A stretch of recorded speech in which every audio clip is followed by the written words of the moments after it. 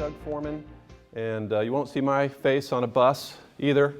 And I probably need to update that. I had a few grayer hairs back when I took this photo. But Fringe benefit plans, our company's been around since 1969, so we're coming up on our 50th anniversary, which is kind of exciting. Now you might look at me and say, gosh, how's that even possible? But the business was actually started by my father, and I've taken it over from him. And we work with about 120 clients throughout Central Florida. Whole goal, as Tina mentioned, is helping with recruiting and retention in regards to their employee base.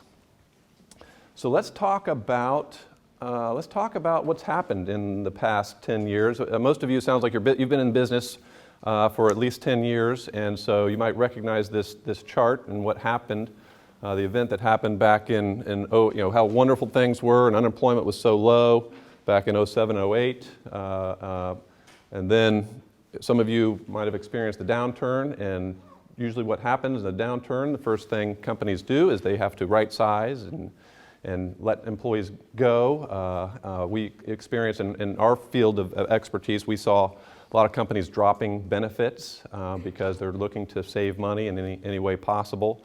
And so this little graph, high unemployment, then we see the trickle down all the way to 2016.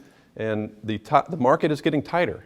And so the question I have for you is, has anybody experienced this? Is this kind of the graph you might have experienced? I see a shaking head over here in the construction world, so probably one of the ones that got hit the hardest would be the construction world. But anybody else in your business see that kind of a trend? Yeah, so it's just to update that slide to more current numbers. You'll see first quarter 5%, second quarter August was 4% unemployment. I heard a number that in September was 3.9. I don't know if that's an official number yet, but again, still trending to a tighter and tighter market. So, is it anybody here currently? Do you have openings that you're looking for somebody? You're looking for folks in your business? Anybody actively? Construction? Lawyers? I thought we had, I heard we had plenty. There's always room for good ones. Plenty of lawyers, good ones. Oh, well, we're going to talk about that in a little bit. And for you guys, I guess you're relatively newer in Central Florida with your business, so. So for us, we work with a lot of construction and manufacturing, and so biggest thing we're hearing is talent. How are we going to be able to get good talent to help grow our business? And it's getting harder and harder. And we're seeing, sadly, a lot of, lack of a better word, poaching, where you grab somebody from a competitor, you think they're going to work wonderfully, and hopefully it does, but a lot of times then another competitor comes in and takes that star employee right away from you. So tighter and tighter market. So our goal here today is try to find ways that you can help to recruit and retain that top talent. Okay, so let's see.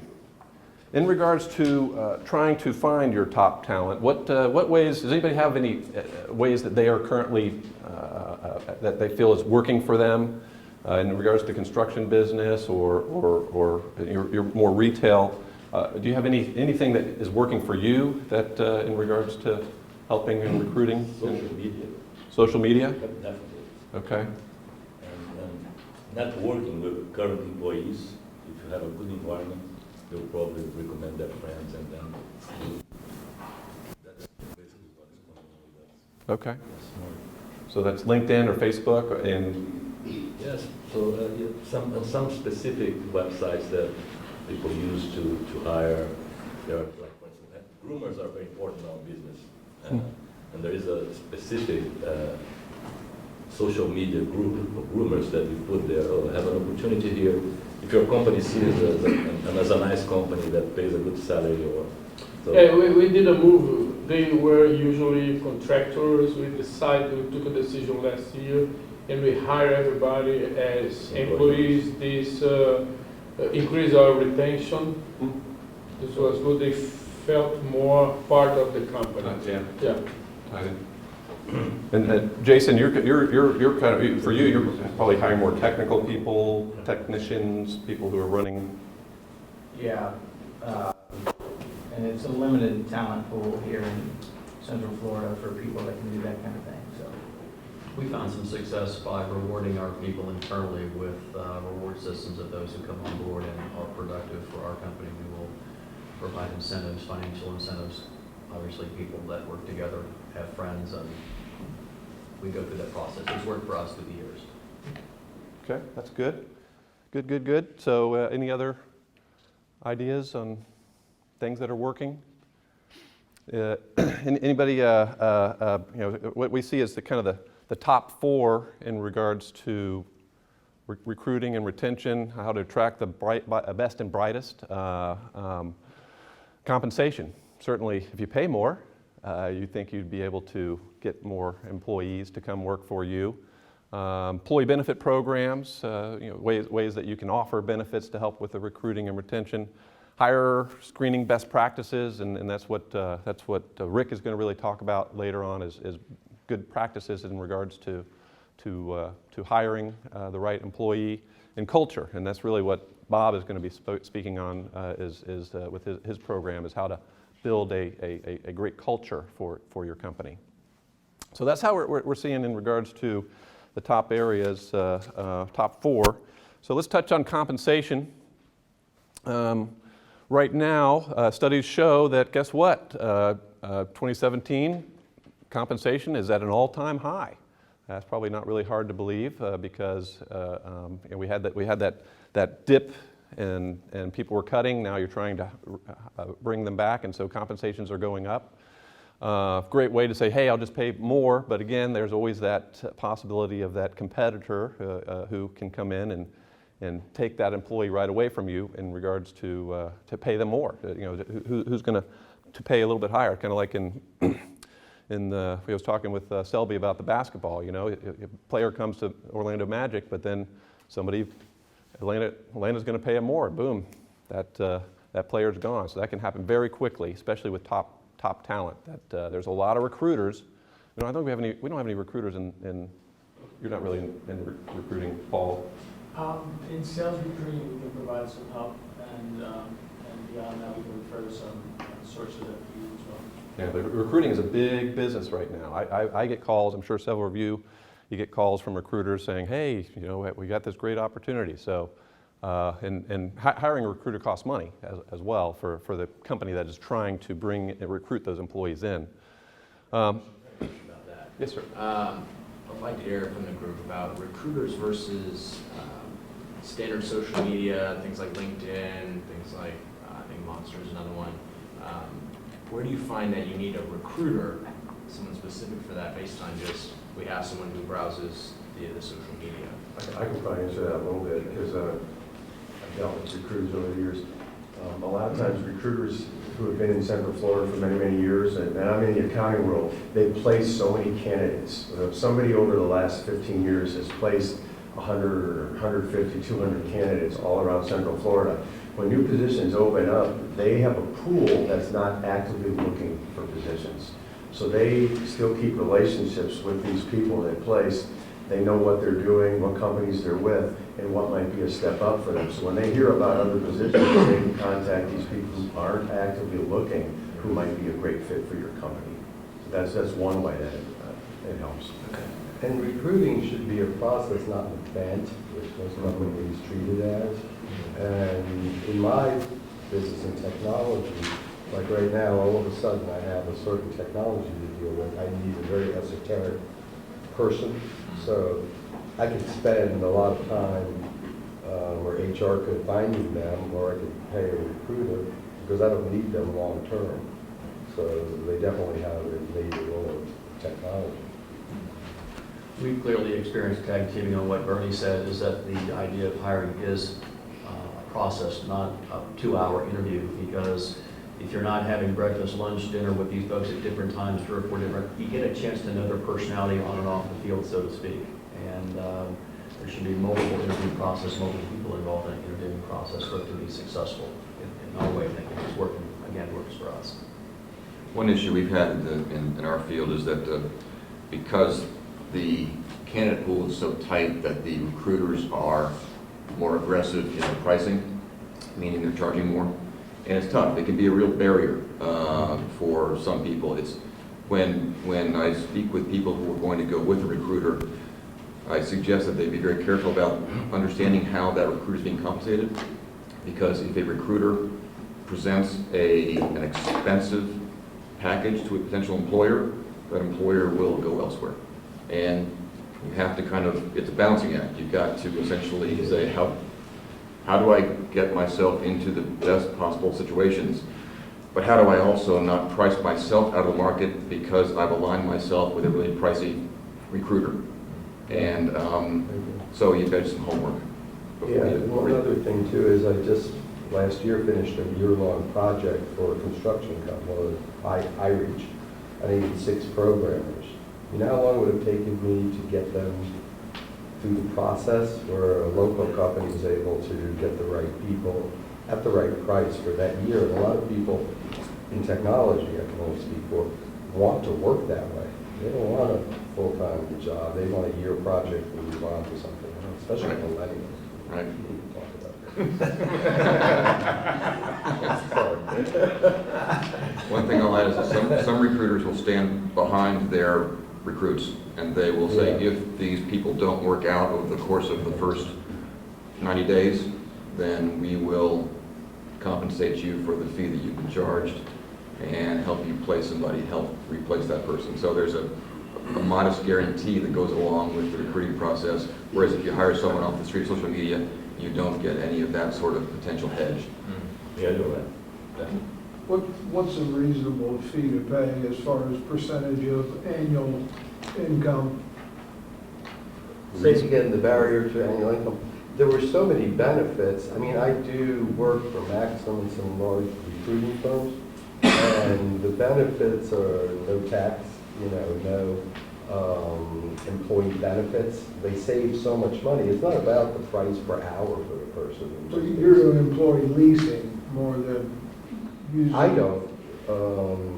I mean, I do that for project work, but not with the core people. So, I think you're saying you hire temporary employees through an agency, and then Yes. when you're done, Yes. but then I you didn't don't. understand the My question. question was more, if I'm looking for a full-time key personnel, what would I expect to pay, let's say, as a basis of I their paid- annual income? Hiring CTO, Or like 25%. CFO. So I paid the CFO for HireReach $110,000, but I had to pay a company here in town $27,500 for recruiting them. They did give me 60-day full money-back guarantee, and I did fire them on day 54. I didn't come here to talk, but they gave me the money back, but of course the pitch was, let us put another person in there. In the meantime, it's a process, not an event, so I know most of the IT guys in town, and we brought in someone else as So replacement. you're looking at 25% of annual income? 20 to 25%. Is that pretty much Normal, industry standard? yeah. If I'm dealing The with ones I a work recruiter? with, the ones I work with vary from 15% all the way up to 33%, but usually I'm in the 20% is where I'm at. So. Is that a one-time fee? Yeah, Is it one-time like fee. Yes. over the first year? Yeah. First year, yeah. So it's very expensive. Some will prorate it if it's temp to perm. So if you do decide to hire the person after like 90 days, whatever, they credit you what they've been marking him up. So they'll work with you. I don't know your construction, I think. I don't know. Don't be afraid to ask and negotiate. Yeah, it's negotiable. Good. And hit their numbers, find out what the results are, and find out what approach they take. Because just because if you don't have a process, that doesn't necessarily guarantee they have a process either. So they may have that's what they do, so they do it regularly, but it doesn't necessarily mean they have a specific process. So make sure you understand what their success rates are and how they measure it and how they approach it. And that's the one case where I ask for references. I never ask for references because what are you going to give me? People that don't like you? Yeah. But in that, and I ask them about the process, and David is 100% correct.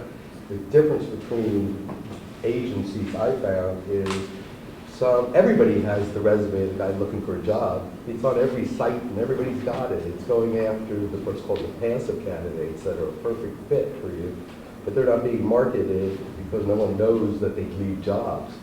So it's about, some of these companies have great relationships with talent. And they work. They save you a lot of money and hassle. Well, on the labor end, I know it saves a ton of time. You know, it's hard for us to vet every resume that comes through, but, you know, you can find people on Indeed, and we'll put out a very specific ad, say, you know, we want an artistic scenic painter with 5 years experience, and we get resumes that said, you know, responsibilities include take fries from freezer, put fries in fryer. I mean, and I'm not kidding. And then, you know, sometimes, you know, cook online. And I'm like, what does this have to do with painting? So just the time of having to weed through all that. And then when you do get a resume that looks good, you know, calling references, doing background check, doing, you know, drug testing, whatever else, you know, they take that all off your hand. And if somebody gets through, again, it's guaranteed. You get rid of them, you don't have to pay unemployment, you don't have to, you know, argue with them about, you know, compensation or final payment. Yeah, so this is fantastic, because this is what we're talking about, is the cost of recruiting. It's a high cost. Not only the compensation, but everything that you're mentioning. So we're going to hear more and more about this. This is awesome. You guys are a great group. Wow. So compensation. So, the next item on the list was employee benefit programs.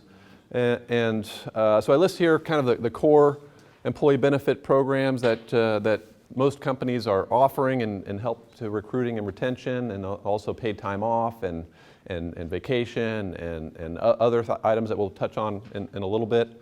I mentioned the recession.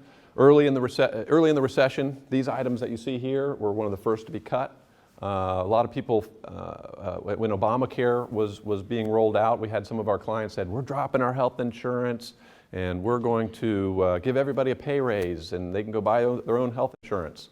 And I actually had a meeting yesterday with a company that dropped their health insurance years ago, and now they're talking about reinstating it. And he said, yeah, I gave everybody a $500 pay raise. I was like, oh, okay, well, you know, so $500 pay raise, and then, so that increases your FICA, right, your Social Security? Oh, yeah, it does. So that's another 7% of the 500. Oh, and your workers' comp goes up. Oh, yeah, and all these other taxes. And he didn't really think about all those things. So his $500 raise was probably about a $580 raise per month. And in thin margins, those little percentages really add up. So we're having discussions with him about possibly bringing back. It's a tough discussion because now he has to go back to his employees and say, hey, that $500 raise I gave you, it might have to dial that back a little bit as he's trying to introduce employee benefits. The reason I bring that up is benefits are a tax-efficient way to compensate your employees as part of their package, because the health insurance, everything you see listed there, it can be a deduction for the company, and if there's a cost share for the employee to participate, we can have that come out pre-tax. So it's pre-federal tax, pre-FICA tax, all those things. So tax efficiency is what we're talking about in helping reduce the tax liability for the corporation by offering these benefits. So of the benefits that are out there in the benefit world, which do you think drive employee satisfaction? Anybody have a thought, a guess? Medical insurance. Good answer. Yes, Mac. The first one up there, so I think it's that. Yeah, that's good. That's good. So survey done by Glassdoor, bingo. Survey says health insurance is the number one for satisfaction. 401k retirement plan, number two. PTO, vacation, employee discounts, maternity, paternity leave. So those are the top ones that we're seeing that employees are appreciating the most in regards to their benefit programs. Health insurance, many of you guys probably offer health insurance to your employees, but there's a cost share. I mentioned that earlier, how much you pay as an employer, how much the employee pays.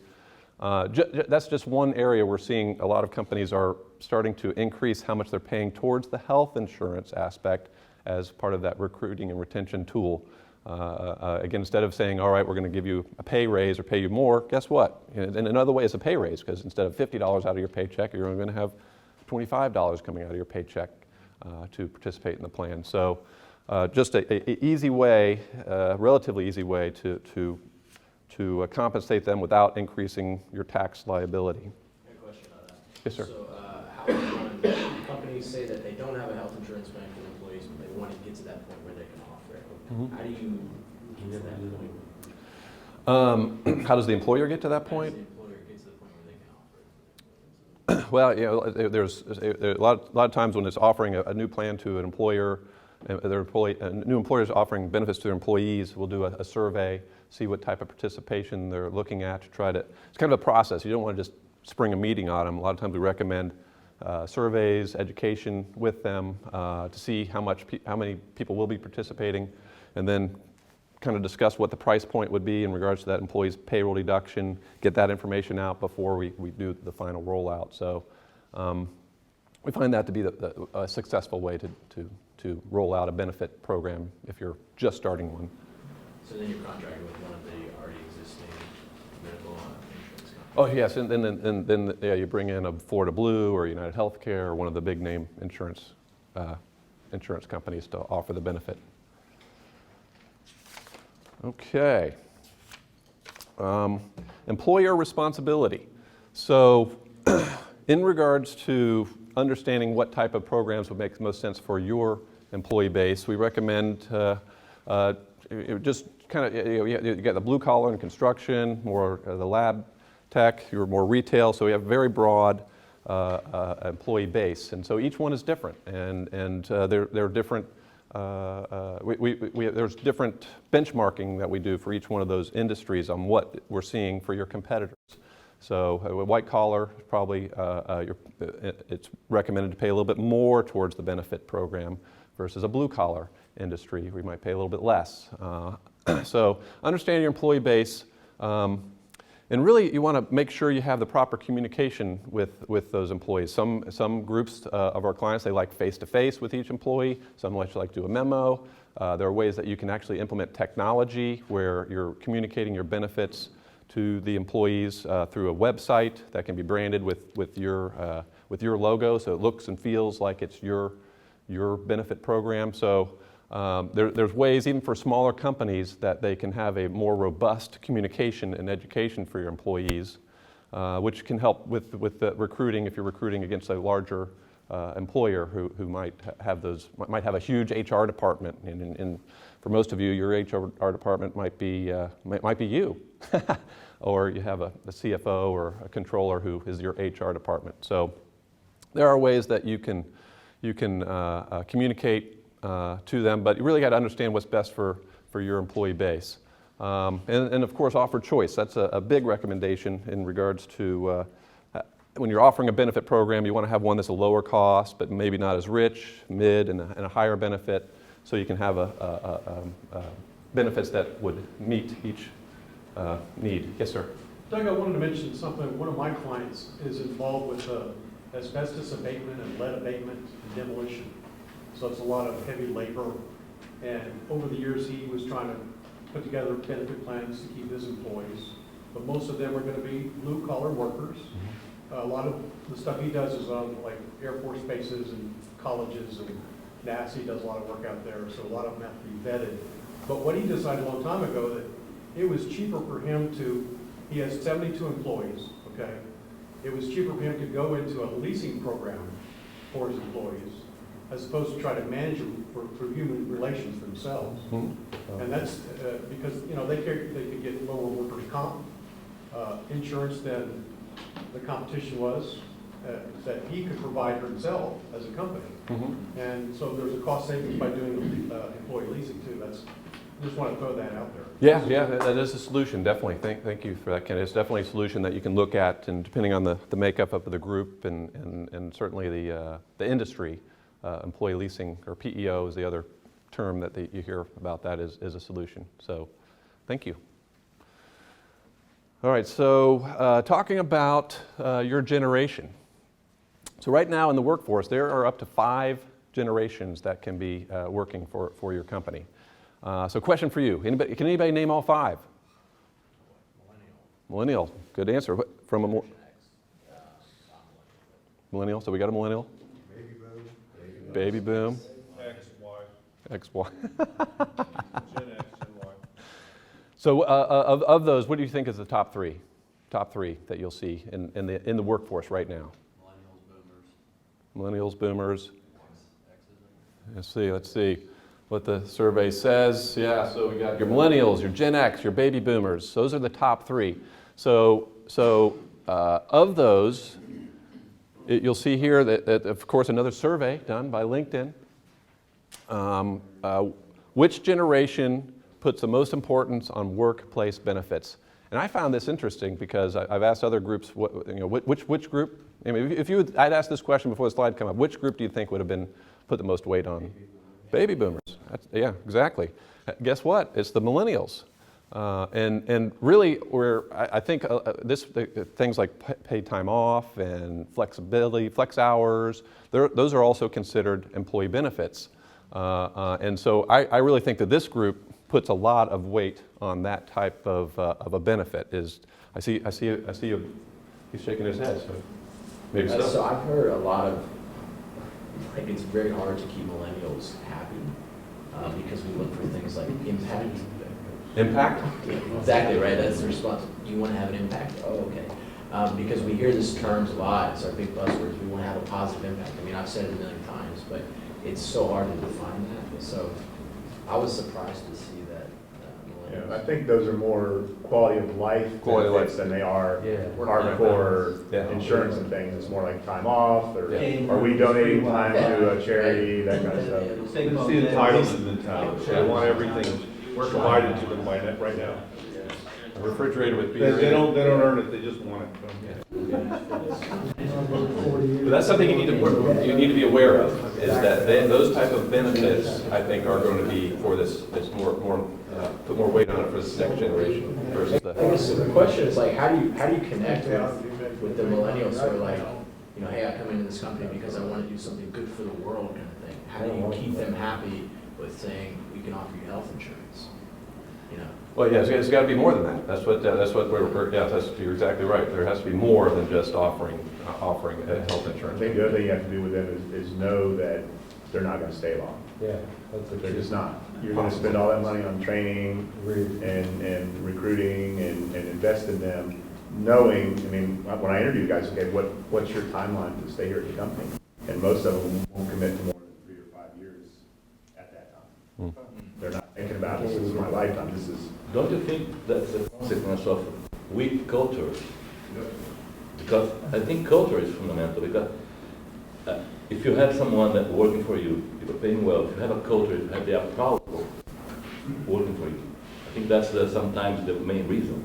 If you have someone who commits to stay with you for 3 to 5 years, and you don't show them anything in those 3 to 5 years, that doesn't matter. It does matter. It does not. I had an employee leave, one of my best employees, a total millennial, raises, kumbaya moments, all those things.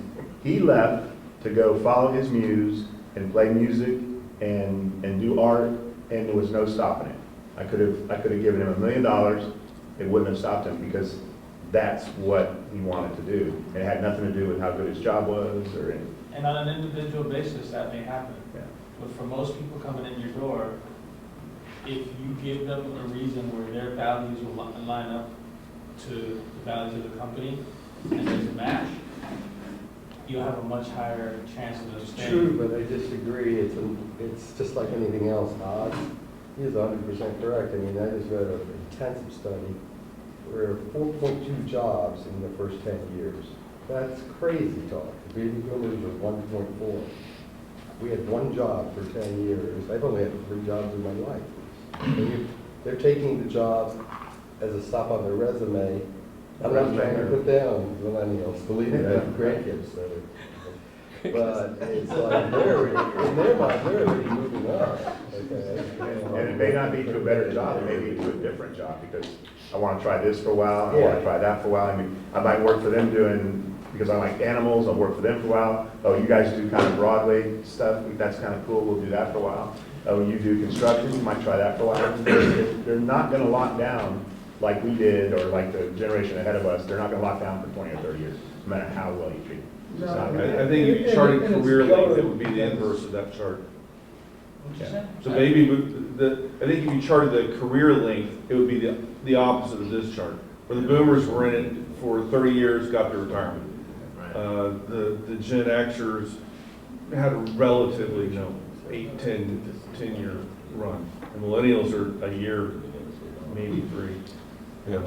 Well, as a general comment, I guess millennials, they get a rap for this, but if we look at this from a holistic standpoint, I saw something a gentleman had in his picture on his wall. I took a picture of it. It said, employees stay when they are well paid, mentored, challenged, promoted, involved, appreciated, valued, on a mission, empowered, and trusted. I thought that was a pretty cool slide to have on his wall, because he values keeping his people. And this is obviously a white paintbrush to take care of all your people, but how we interact with each of those generations is going to be obviously ratcheted a little bit differently. All right, thank you. I appreciate that. So I'm going to move on to talk about employer trends. So what are we seeing in regards to, in the true employee benefit realm, in regards to employer trends? In regards to health insurance programs, you see where it says level funding medical programs. We're seeing a lot, especially since Obamacare has rolled out the past couple of years. We're seeing more and more companies that are looking at doing a level funded health insurance plan, which is really it's kind of a partially self-insured program. But by doing that, if you have the right demographic of employees, which would probably be more of a male-centric and relatively younger group, this type of program can be a significant savings over a traditional employee or a fully insured health insurance benefit. So it might be something that you look at, talk to your broker about that to see if it makes sense for your organization. Telemedicine. Telemedicine is also another term for that is virtual medicine, or virtual. Some people call it teledoc. You may have heard of in the past Ask a Nurse type programs, but this is Ask a Nurse on steroids, and huge trend we're seeing where you actually have access to a physician 24/7, and all you do is you have an app on your phone or go to your computer, you reach out to the organization. 10, 15 minutes later, you get a call back from a physician. You can FaceTime or Skype with them, so you can show them the ailment. Look at this. But people who have used it, it's a great program for them in regards to ease of access to care without having to go to an emergency room or go to a critical clinic. Same-day clinic, center care, et cetera. And in some cases, it could be your kid that's sick in the middle of the night. You have access, and so you get a call back from a pediatrician. Never have to leave the house, never have to leave the work. And millennials are jumping into this in droves because they're all used to having access to anything on their device. So it's great for presenteeism and absenteeism, because if somebody is sick or you have a sick child, you're going to be leaving work. So but offering a telemedicine to your employees, it's a way for them to stay present. And probably the biggest issue we've had with the telemedicine is getting that communicated out to the employees. Because what happens is you do, let's say you're offering health insurance, you might mention that at the open enrollment, but somebody gets sick 3-6 months later, they just go to their old pig trails, which is, I got to go to the ER, got to go to the urgent care. And so the telemedicine takes constant reminding of your employees. You have to treat them like children a little bit. Does that sound familiar at all? Selby's frowning. Yeah. So you're constantly reminding about this benefit. And believe it or not, this telemedicine benefit, many of the health plans that you may already have in place for your employees, it's included, but it's very often overlooked. So is that a monthly charge, or is it per incident? It depends on for access. Yeah. Some of them it's no charge. It's included, embedded with the health benefit. but there might be a copay for access, similar to if you went to see your office, $25 copay, but it's $25 access to have access to the doctor, and then he can call in your prescription, and you drive down to CVS and get it. Great. If you have that already, we recommend doing employee testimonials, because you have one employee who it works well for them and it spreads like wildfire through your company. That's on a positive way. I know that happens a lot of time negatively. This might be a positive peer pressure to get it communicated to your employees. Gap plans, the trend in health insurance has been higher and higher deductibles, but there are plans that you can put in place on a voluntary basis that help meet those high deductible gaps for employees that might be higher utilizers. The executive level benefits, a lot of times you don't like to hear the word discrimination. And in health insurance, in the health insurance world, that discrimination is a bad word because you have to treat everybody the same in regards to the benefits you're offering your employees. But there are executive level benefits that can actually be discriminatory, where you have a little bit richer benefit for those key folks that you're looking to recruit and retain. Help keep your corporate intelligence, if you will, with the company. Financial wellness, stress, but the biggest stressor in your employees' lives is typically financial. So there are ways that you can have your employees access to a counselor to help them with their finances and give them guidance into budgeting and help them get on track with their finances. Employee assistant programs. Another, similar to telemedicine, employee assistant programs, a lot of you may already have an EAP, is the acronym that you're offering to your employees, but a lot of times it's overlooked and not very well communicated. But it's a great benefit where your employees can have access to a counselor, whether for marital, if they have law issues, financial issues, and doesn't hit your health insurance benefit, and it's completely confidential. But again, it has to be communicated to your employees on a regular basis. So those are some of the employer trends, other innovative trends that we're seeing, and these probably are going to be more towards your millennial crowd and your new hires, is tuition reimbursement. It is actually possible for an employer to give tuition reimbursement, and there's a maximum, government has a maximum dollar amount that you can. So student loan reimbursement, tuition reimbursement kind of fall in that same category. But tuition reimbursement, that might be a current executive that you have in place that they're looking to further their education, and you can say, all right, well, I'll help you out over a number of years to help pay for their education. Hopefully they stick around and appreciate what you've done for them. The student loan reimbursement, that might be more of a recruiting a new hire, student just coming out, and then again, you can have that a reimbursement, set it over a number of years so that, again, you're not just reimbursing them all in the first year and then they're gone, but it's finding ways to help make it stickier, that they'll stay with the company and retain them over a long period of time. I already touched on the financial counseling. Near and dear to Marco's heart, pet insurance, right? At Wolf Bakery, do you guys offer pet insurance? Not yet. Not yet, okay. But there are some competitors, they have the insurance plan for pets. Yeah. And you pay every month and... Yeah, and they can be set up through employers now as a payroll deduction to offer that to your employees. What we are doing is, because we are very small, is a food program for their dogs. So the employees, in their view, they count as the price, and for us is the cost. So this spread. It's a little discount for them to. Yeah. And they pay costs. They pay costs, and then they see their gain. Yeah. That's a nice benefit. Yeah.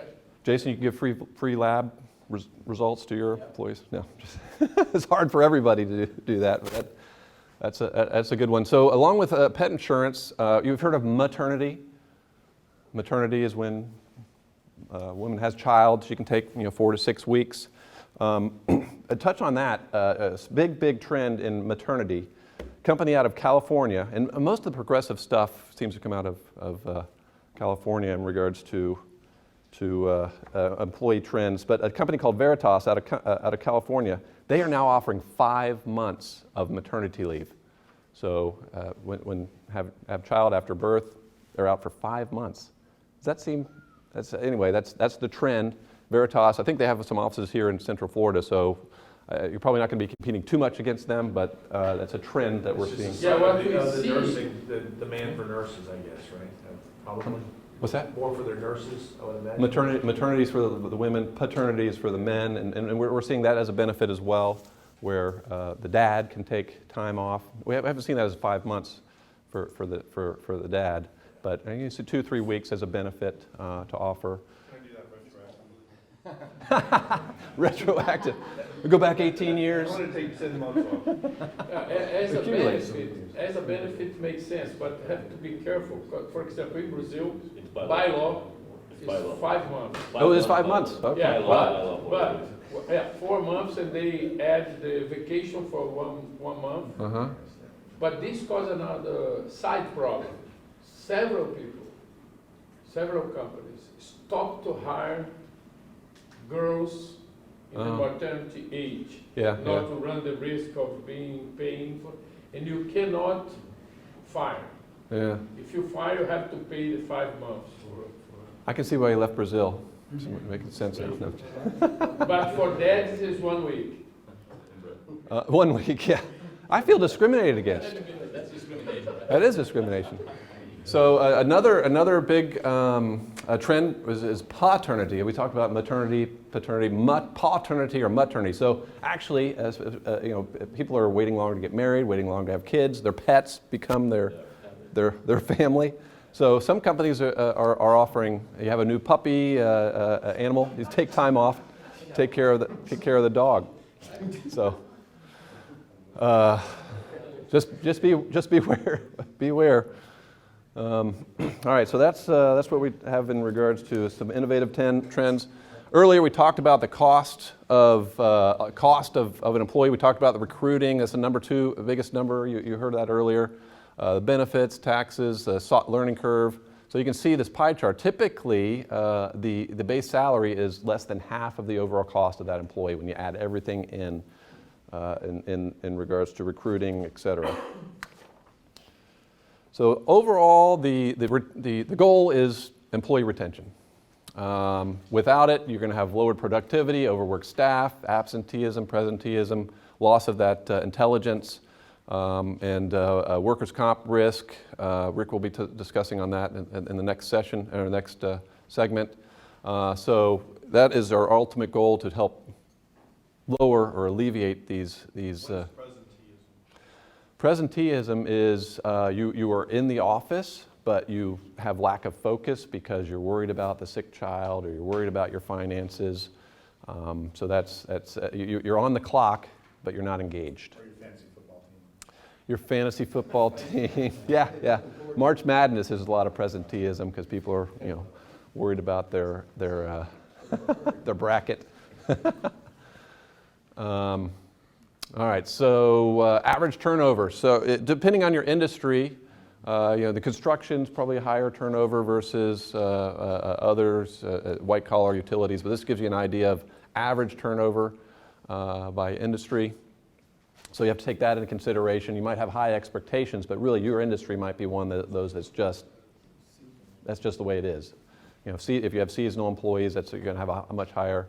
Retail, you're going to have higher turnover typically.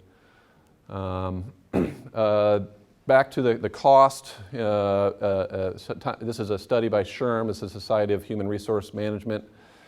Time to fill, average 42 days is what they're saying on average to fill an open position. Cost $4,100. Again, that's an average, but if you're hiring 100,000, I heard somebody say 120,000. It's going to cost more to recruit a $120,000 person versus a $30,000 employee. So if you wanted to calculate, this is in your packets, but it gives you an idea of how you can calculate what your actual turnover rate is for your organization. Big, how much does turnover impact to your budget? Big. We talked about all those numbers, but a bad hire can have a major impact on your company's bottom line. When Bob talks, he's going to talk about ways that you can help to find out if you have the right hire coming in. Rick's going to talk about some calculations and solutions in regards to mitigating that risk and cost. So homework for you, I think, would be take a look at your employee base. The millennials, baby boomers, et cetera, that you see in your organization. Determine what best motivates them. What we also find is that if you are going to go down the road of offering employee benefits for helping of the recruiting, retention, rewarding, again, it's tax-favored way that you can offer benefits to them. That you actually have a third-party person, organization who comes in and assist with that. A lot of times, we were talking earlier about people who have their kids, and I joked earlier about have employees as kind of like children, and a lot of times when mom and dad tell their children, "Hey, it's great here. This is a great place to work," it kind of goes in one ear and out the other. Does that sound familiar? But if they have an outside person who comes in and tells them, "You know what? You guys have a great program here. You guys have great benefits. You guys, this is a great place to work," it actually resonates a little bit better. So having a third party outside of your organization coming in and telling your employees how great it is can actually go a lot farther. So that's one of the things we do is we try to present ourselves as an outsourced chief experience officer in regards to helping employees understand their benefits, educate them, so that employers are getting the best bang for their buck in regards to what they might be offering.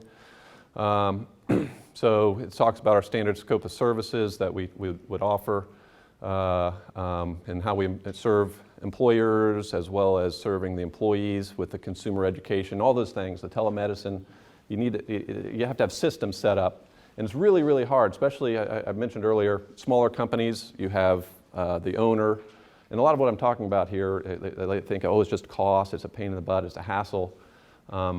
Having somebody else that comes in and steps in to help you with that, to help your HR department, which HR department might be one of the hats you wear, or again, your CFO.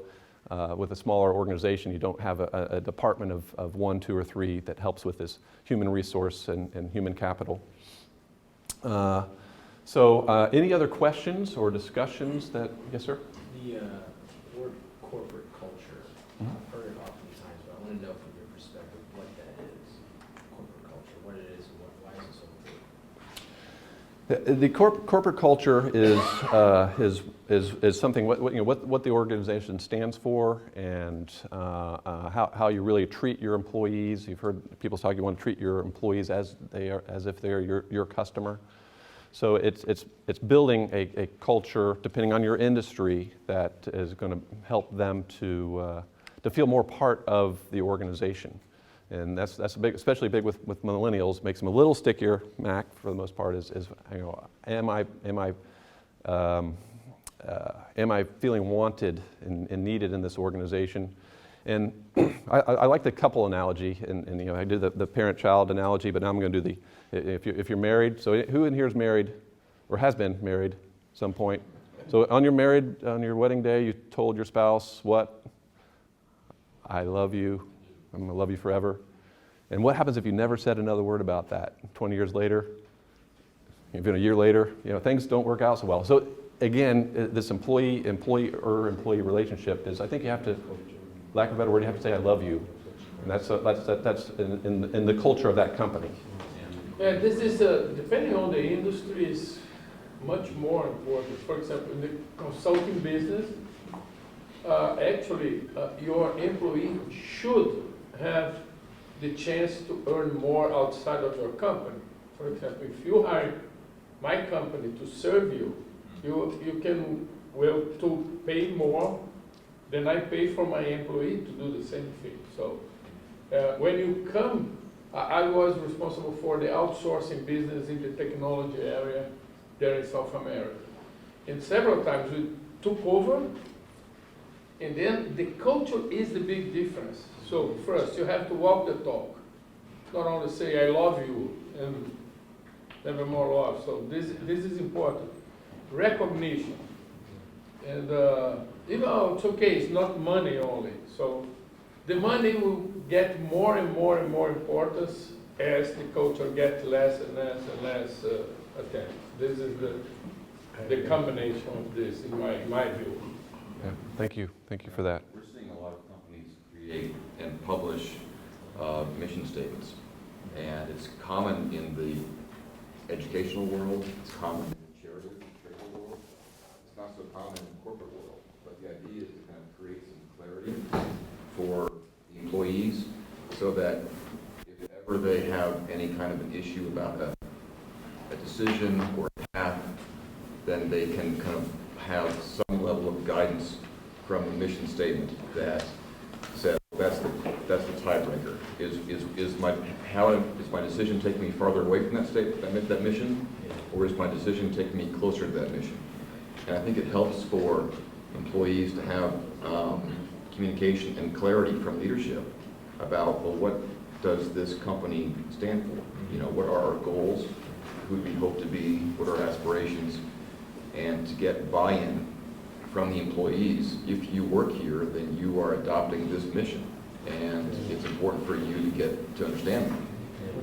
I agree 100%. It's like, we're not going to discuss mission statements because I had to actually study them, but for two large companies, Kennedy Space Center and Florida Hospital, designing the websites was going south until the bigwig said, what is our mission statement? And then all of a sudden it was real clear. So this, you know, we're going the wrong way down a rabbit hole. And so many people have no mission statement or crappy mission statements, in my opinion. It gives clarity to the culture. It all starts there. You've got to live it. Right. I think Ricky mentioned somebody put something on the wall. Yes. It wasn't really a mission statement, but it's more of a Just a sign of what, you know, this is the culture of the company kind of thing. it was his way of a reminder of what needs to be in place to keep your people happy. It's not money, believe it or not. Yeah, it's not. I always thought it would go a great job. That's worked for me for 7 years. That's what she wants to hear. And it was a great job. I love you. And don't forget your wife's birthday. That's like how Yeah. I didn't say it, yeah, I forgot to tell her. Yes, success. I mean, so add to that, right, I feel in summary is what people feel when you come around you or when you spend time around the organization. What's that feeling? What do they interpret from the space around you? I would say is the culture of that organization. So if I come around the place, for instance, student development, office in Valencia, if I feel care, if I feel supported, if I feel a sense of responsiveness from them to whatever complaints I have or need I have, then I would say that's their culture. You know, so which many times people want to identify with if they're able to, you know, capture that feeling and interpret it properly. Yeah, so I that's what I think that is. It's not just your employees, it's everybody. Everybody. Your clients. You gotta tell them you love them too. I remember a guy saying, an internet guy. And your mission as CEOs is the most important. Every organization is the reflex of the first executive. This is, I believe on that. So you have to go after your mission statement, like he said. We close to this. Otherwise, no one will believe. Starting from your secretary. Right, thank you for that. So next, Rick Dalrymple is with what is your company again? RJD Risk Management. Is going to be talking to us about how to set up systems for new hires, and he's been in business for 35 years. That's it. It's what time is it? It's about 10 after, or 5 after 10. Why don't we should take a break now? 7-minute break, 7.5-minute break. Okay, perfect. Let's take a break and we'll come back.